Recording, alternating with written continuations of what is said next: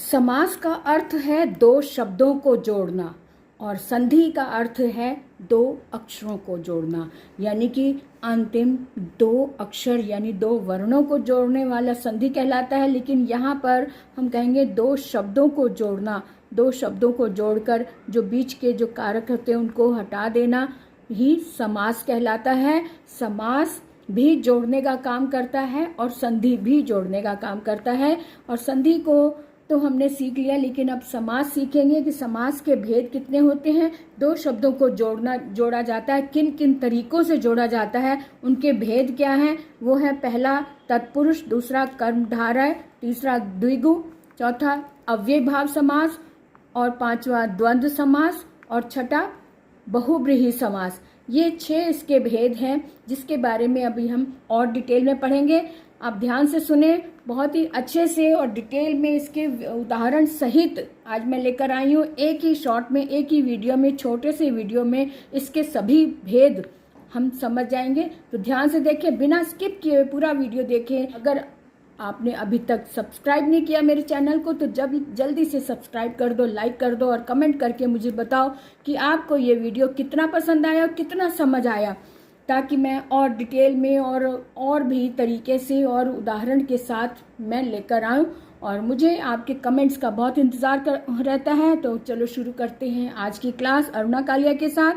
आज मैं लेकर आई हूँ समास। समास का मतलब है दो शब्दों को जोड़ना। दो शब्दों के बीच में जो भी छोटे छोटे शब्द होते हैं या कहें कि जो कारक चिन्ह होते हैं उनको हम हटाकर दो शब्दों शॉर्टकट में संक्षिप्त रूप में जो हम रूप बनाते हैं उसको बोलते हैं समास। तो इसका भेद पहला देखते हैं तत्पुरुष।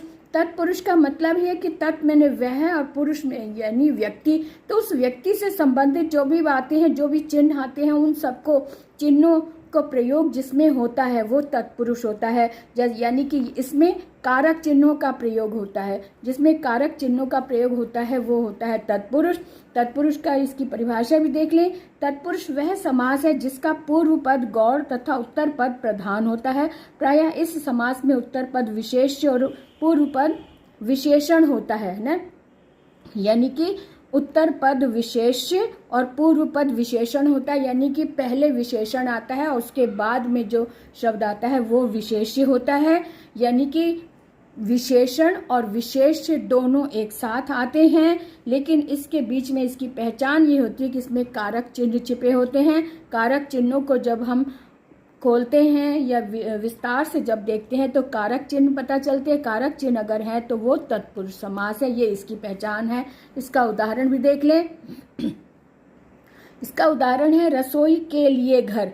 अब रसोई घर शब्द है जिसके बीच में इसको विस्तार से करेंगे। इसको समझने के लिए हमने रसोई के लिए यानी के लिए जो है ये तत्पुरुष के कारक चिन्ह लगे हुए हैं, यानी चतुर्थी यानी कि संप्रदान कारक लगा हुआ है। इस वाक्य में घर विशेष्य है और रसोई के लिए विशेषण आया, यानी घर विशेष्य हो गया और घर किसके लिए, रसोई के लिए, तो रसोई जो है वो विशेषण हो गया। इस तरह से दोनों ही बातें आगे, विशेषण भी है, विशेष्य भी है और कारक चिन्ह भी है, इसलिए ये तत्पुरुष समास है। आगे देखें कर्मधारय। अगला हमारे पास भेद है कर्मधारय। कर्मधारय का मतलब है जिसने कर्म को अपने आप में धारण किया हुआ है। इसकी परिभाषा भी देख लें। वह समास जिसमें पूर्व पद विशेषण उपमेय तथा उत्तर पद विशेष्य या उपमान होता है कर्मधारय समास कहलाता है ना।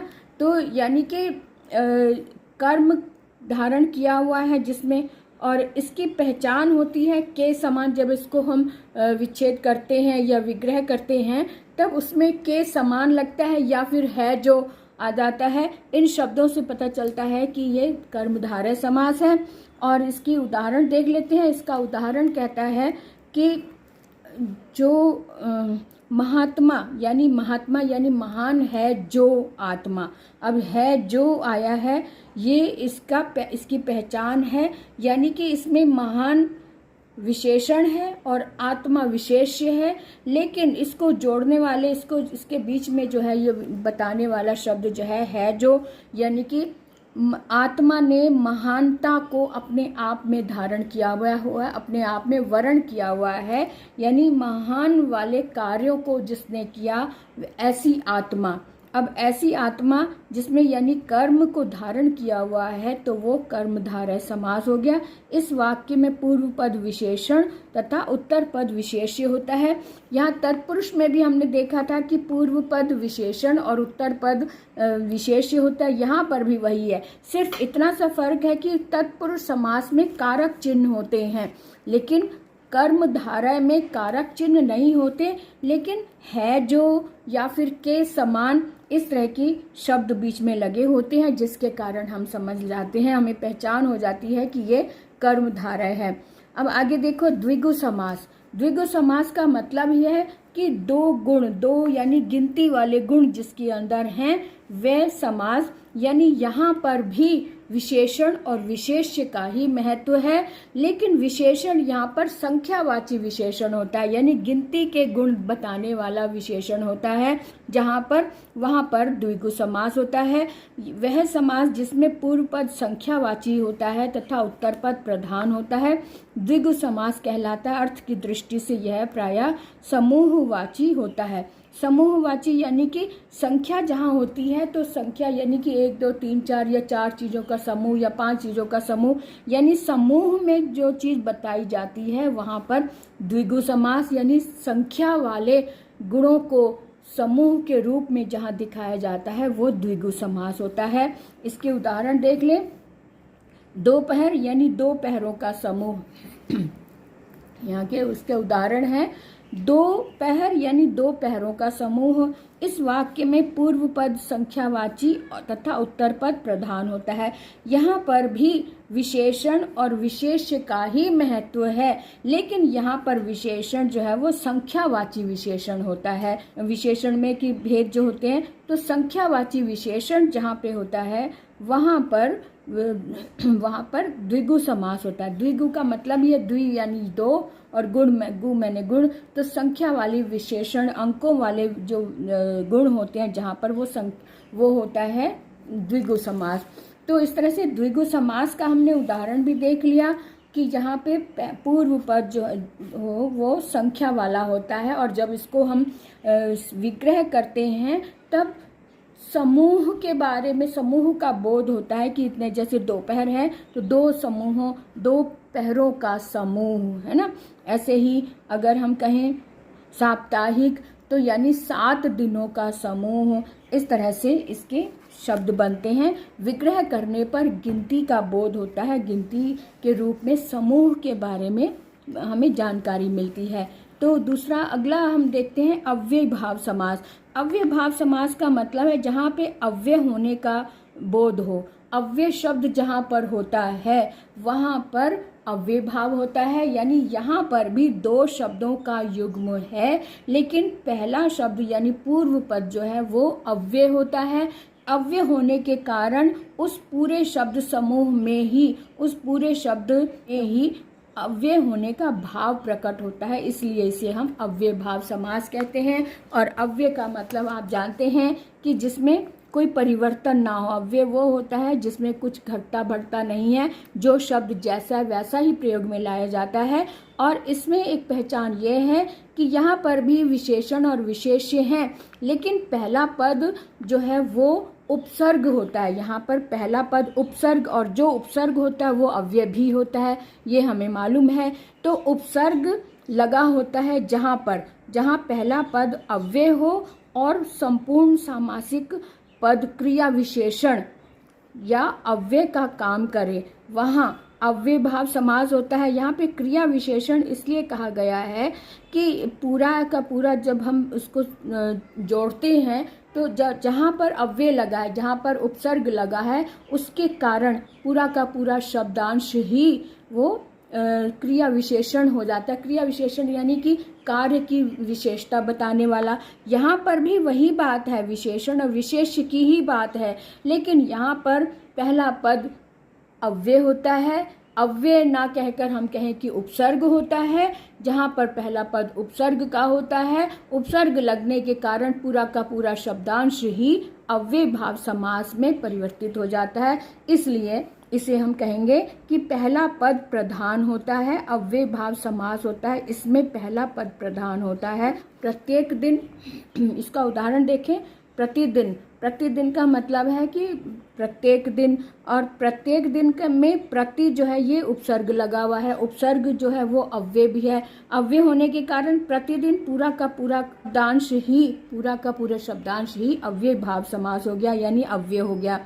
यहाँ प्रति अव्यय है जो हमेशा अपरिवर्तन रहता है, यानी इसमें कोई परिवर्तन नहीं आता। प्रतिदिन चाहे किसी भी सिचुएशन में लगे, लेकिन प्रतिदिन शब्द में कोई परिवर्तन नहीं आता, चाहे वो बहुवचन के लिए हो, चाहे वो स्त्रीलिंग के लिए हो, चाहे वो पुल्लिंग के लिए हो, लेकिन ये प्रतिदिन शब्द नहीं बदलता। जैसे कि मैं प्रतिदिन स्कूल जाता हूँ, अब मैं एक वचन है लेकिन, और साथ में उत्तम पुरुष भी है, लेकिन इसमें कोई प्रतिदिन, अगर हम कहें कि वे सब प्रतिदिन स्कूल जाते हैं, तब भी वहाँ बहुवचन आया है, फिर भी प्रतिदिन शब्द में कोई परिवर्तन नहीं आया।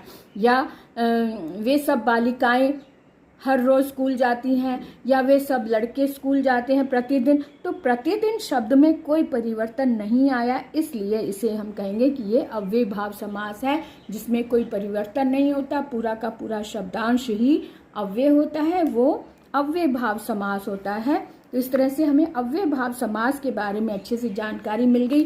अव्यय के बारे में ये समझ लो कि अव्यय जो होता है, अव्यय की शब्द कोई ना घटता है ना बढ़ता है, और इसकी पहचान सीधे सरल शब्दों में ये है कि इसका पहला पद जो है, पूर्व पद जो है, वो अव्यय होता है। अव्यय यानी कि उपसर्ग होता है, उपसर्ग लगा होता है। उपसर्ग, और जो भी अव्यय किसी शब्द से पहले लग जाता है उसे उपसर्ग का नाम दे देते हैं, ये हमें पता है ना। यहाँ पर उपसर्ग लगा होता है, ये इसकी पहचान है। और उपसर्ग होने के कारण, क्योंकि उपसर्ग बदलता नहीं है, उपसर्ग लगने के कारण पूरा का पूरा शब्द ही अव्यय हो जाता है, यानी परिवर्तन अपरिवर्तनीय हो जाता है, उसमें कोई परिवर्तन नहीं होता। आगे देखो द्वंद्व समास। द्वंद्व समास का मतलब ये है कि दो दो हाथ हो जाए, यानी आमने सामने, यानी मुकाबला। द्वंद्व का मतलब मुकाबला, जहाँ पर मुकाबले वाली बात हो, कंपटीशन वाली बात हो, वहाँ पर द्वंद्व समास होता है। द्व का मतलब इस शब्द से ही अर्थ समझ लो, द्व यानी दोनों पार्टीज जो है वो बराबर की होती हैं, कोई छोटी या बड़ी नहीं, हर एक दोनों का महत्व बराबर होता है। अगर एक तरफ दो व्यक्ति हैं तो दूसरी तरफ भी दो व्यक्ति होंगे, अगर इस तरफ एक व्यक्ति है तो दूसरी तरफ भी एक, यानी बराबर का मुकाबला होता है, बराबर आमने सामने की टीम होती है। चाहे वो खेल का मैदान ले लो या फिर जीवन से रिलेटेड बात ले लो, जैसे सुख दुख है, तो सुख दुख जीवन के पलड़े हैं, दोनों सुख भी रहता है तो दुख भी रहता है। इसी तरह से जैसे माता पिता हैं, तो जीवन के बच्चों के लिए माता और पिता दोनों का समान महत्व है। तो इस तरह से दो व्यक्ति होते हैं या दो टीम होती हैं जहाँ पर, वहाँ पर द्वंद्व होता है। द्वंद्व का मतलब ही है दो दो हाथ हो जाए, यानी आपने देखा होगा जो कुश्ती होती है उसको द्वंद्व भी बोलते हैं ना, मुक्केबाजी होती है उसको भी द्वंद्व भी बोलते हैं। द्वंद्व का मतलब यह है कि आमने सामने होकर पूरा मुकाबला करना। अब यहाँ जिस समास में दोनों पद समान रूप से प्रधान हो उसे द्वंद्व समास कहते हैं। द्वंद्व का मतलब ही है जोड़ा या फिर युग्म। अब ये और अच्छे से क्लियर हो गया कि द्वंद्व का मतलब है जोड़ा, जोड़ा यानी कि आमने सामने दो चीजें हैं। युग्म का मतलब यह है कि एक की पूर्ति करने वाला दूसरा शब्द है ना। तो इसका उदाहरण देख लें कि सुख दुख, जैसे सुख दुख, सुख और दुख, जब इसको विग्रह करते हैं तो बीच में और लगता है, तथा लगता है, या लगता है, अथवा लग जाता है, लेकिन ये शब्द जो होते हैं ये संयोजक शब्द होते हैं, ये इन दोनों के महत्व को बराबर का शो करते हैं, बराबर का महत्व बताते हैं। इन शब्दों के कारण हम इन दोनों शब्दों की बराबरी का महत्व महसूस कर पाते हैं। इसमें दोनों पद समान रूप से प्रधान होते हैं ना, दोनों पद प्रधान होते हैं, कोई भी छोटा या बड़ा नहीं होता। अब आगे देखिए बहुव्रीहि में जिस समास में ना तो पूर्व पद प्रधान होता है ना ही उत्तर पद। अब ये अकेला ऐसा ये समास का भेद है जिसमें कोई भी पद प्रधान नहीं होता, जिसमें कोई भी पद प्रधान नहीं होता। ये इससे हम अपनी पहचान कर सकते हैं। कोई पद प्रधान नहीं होता, इसका मतलब है कि इसमें ऐसे शब्द होते हैं जो सभी के सभी विशेषण का कार्य करते हैं। इसमें सभी शब्द जो होते हैं वो विशेषण का कार्य करते हैं, इसमें विशेष्य नहीं होता। सारे के सारे शब्द विशेषण के रूप में प्रयोग में लाए गए हों, कोई भी विशेष्य नहीं होता, वहाँ पर बहुब्रीहि समास होता है। यानी कि बहुब्रीहि यानी बहुत प्रकार से कहा गए शब्द होते हैं, लेकिन जिसके बारे में कहा गया है वो यहाँ पर निहित नहीं होता, वो यहाँ पर अंकित नहीं होता। तो जहाँ पर सिर्फ पहचान बताई गई हो जिसके बारे में, वो व्यक्ति होता है। अब किसकी पहचान बताई गई है ये हमें ढूंढना होता है। तो ऐसे में जहाँ इस तरह का क्वेश्चन हो कि कौन, इस तरह का जैसे नीलकंठ है तो नीला कंठ धारण करने वाला है जो, यानी नीला है कंठ जिसका, और जिसका अपने आप में क्वेश्चन मार्क लगा के देखो, है जिसका यानी किसका, किसका यानी कि जिसके कंठ में नीला है तो यानी कि भगवान शिव हो गए। तो क्वेश्चन लगाकर जहाँ पे उत्तर ढूंढना पड़े वहाँ पर बहुब्रीहि समास होता है। अब इसका उदाहरण भी देख लेते हैं। उदाहरण है इसका चक्रधर, जैसे हमने शब्द लिया चक्रधर, यानी चक्र को धारण करने वाला अर्थात विष्णु, है ना। तो यहाँ पे चक्र को धारण करने वाला क्वेश्चन मार्क आगे लगा है, कौन कौन चक्र को धारण करता है, तो हमारे दिमाग में आएगा विष्णु, भगवान विष्णु। तो विष्णु भगवान की यहाँ पर कोई चर्चा नहीं है, सिर्फ पहचान बताई गई है। ये उनकी छवि की एक कल्पना, एक छवि की एक पहचान है कि चक्र को धारण करने वाला है जो, तो अर्थात विष्णु। अब यहाँ पर जब विष्णु को जानने के लिए हमें क्वेश्चन मार्क लगाना पड़ता है कि हैं चक्र को धारण करने वाला कौन, कौन, जब कौन लगाएंगे तब विष्णु भगवान का ये आंसर आएगा। तो इस तरह का जहाँ प्रश्न उठता है कि कौन या किसका, तब वहाँ पे बहुब्रीहि समास होता है। आगे देखें, इस वाक्य में दोनों ही पद मिलाकर तीसरे पद की ओर, तीसरे पद यानी विष्णु की ओर संकेत करते हैं ना। दोनों पद यानी कि चक्र और धर, दोनों शब्दों को मिलाकर ये पूरा का पूरा शब्दांश ही एक पहचान है, एक किसी की ओर शक्ल को या आकार को इंगित करता है। इसके कारण हम किसी तीसरे व्यक्ति की पहचान कर पाते हैं कि ये वह व्यक्ति है ना। तो इसलिए जहाँ पर तीसरे व्यक्ति की पहचान की ओर संकेत जा रहा हो वहाँ पर बहुब्रीहि समास होता है। इस तरह से हमने एक वीडियो में 6 के 6 हमने इसके भेद जान लिए। अब हम इसके उदाहरण और अधिक उदाहरण लो और उसकी पहचान करो, उनके उदाहरण के अनुसार इनकी पहचान के साथ मैच करो, मेल करो, और फिर उनका नाम दो कि इसमें कौन सा समास आया है। तभी इसकी अच्छे से प्रैक्टिस हो पाएगी। इनके शब्दों में ही इनकी परिभाषा छिपी होती है। मैंने हर बार और भी कितने वीडियो बनाए हैं ऐसे, और हर बार मैंने ये कहा है कि अगर इनके भेद के शब्दों को अच्छे से समझ लो, इन्हीं में परिभाषा छिपी होती है, तो आप कभी भी आपको परिभाषा रटने की ज़रूरत नहीं पड़ेगी। इसीलिए बार बार कहती हूँ कि इन शब्दों के मीनिंग को, अर्थ को अच्छे से अपने दिमाग में बैठा लो। फिर देखो आपको कहीं से कोई भी उदाहरण आपके सामने आ जाए एग्ज़ाम में तो आप उसे सॉल्व कर सकते हैं। और इसीलिए मैं कहती हूँ कि इनको समझो, रट कर नहीं, समझ कर याद करो। तो इस तरह से ये कितना समझ आया मुझे कमेंट करके ज़रूर बताएं। और मुझे अपने आपके मन में कोई क्वेश्चन गूंज रहा है या उठ रहा है या आपको कोई दुविधा हो रही है तो मुझे ज़रूर बताएं कमेंट करके, आपको उत्तर ज़रूर मिलेगा। तो आज के लिए इतना ही, फिर मिलेंगे नए टॉपिक के साथ, और तब तक के लिए बाय बाय।